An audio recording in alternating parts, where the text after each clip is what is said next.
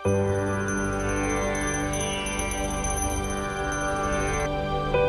मां ज्योतिर्गमय।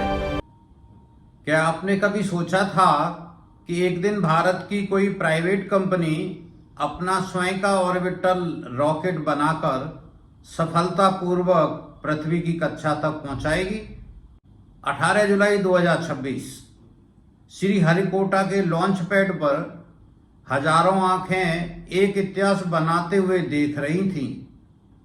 कुछ क्षणों के लिए काउंटडाउन रुका, सांसें थम गईं, लेकिन फिर आगों की प्रचंड लपटों के साथ विक्रम-1 आकाश की ओर बढ़ा और कुछ ही मिनटों बाद भारत ने वो कर दिखाया जो आज तक किसी भारतीय प्राइवेट कंपनी ने कभी नहीं किया था। यह एक रॉकेट लॉन्च नहीं था, यह भारत के प्राइवेट स्पेस एज का जन्म था। भारत की 63 साल की यात्रा।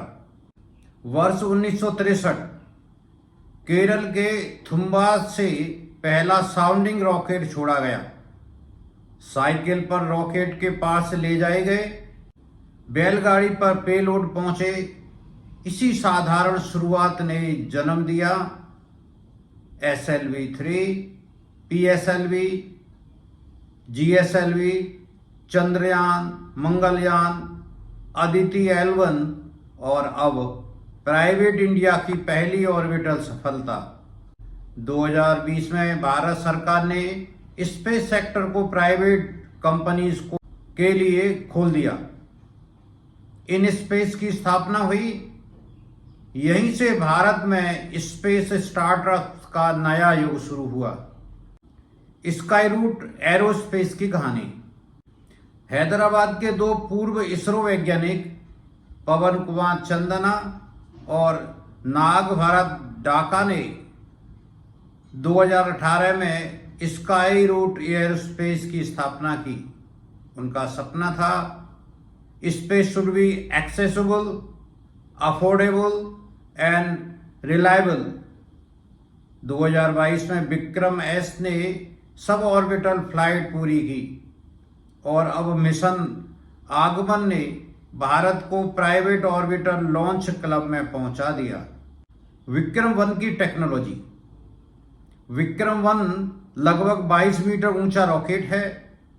इसकी क्षमता 350 किलोग्राम पेलोड को लो अर्थ ऑर्बिट में स्थापित करने की है।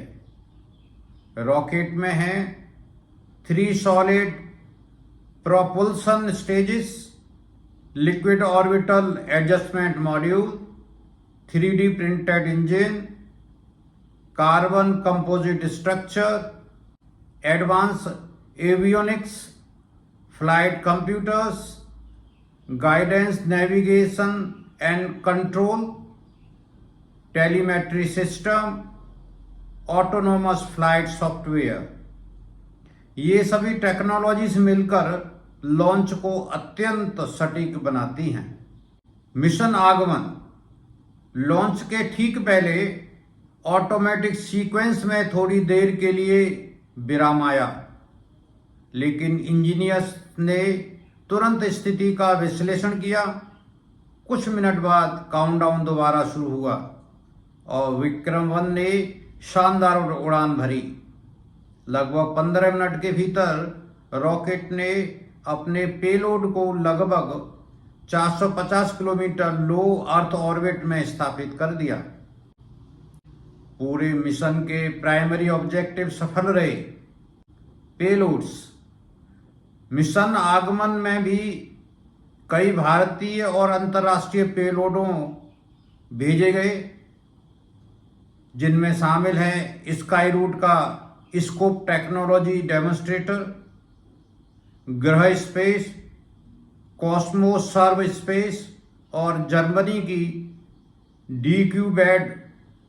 साथ ही कुछ प्रतीकात्मक पेलोड भी राष्ट्रीय अंतरिक्ष में भेजे गए, जो इस ऐतिहासिक मिशन की यादगार बन गए।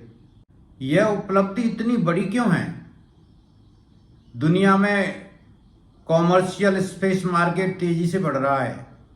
Satellite internet, earth observation, navigation, weather forecasting, defence, disaster management और एग्रीकल्चर। इन सभी क्षेत्रों के लिए हजारों छोटे सैटेलाइट्स लॉन्च किए जाने हैं। अब भारत केवल सैटेलाइट बनाने वाला देश नहीं, बल्कि वह कॉमर्शियल लॉन्च सर्विस प्रोवाइडर भी बनने की दिशा में तेजी से आगे बढ़ रहा है।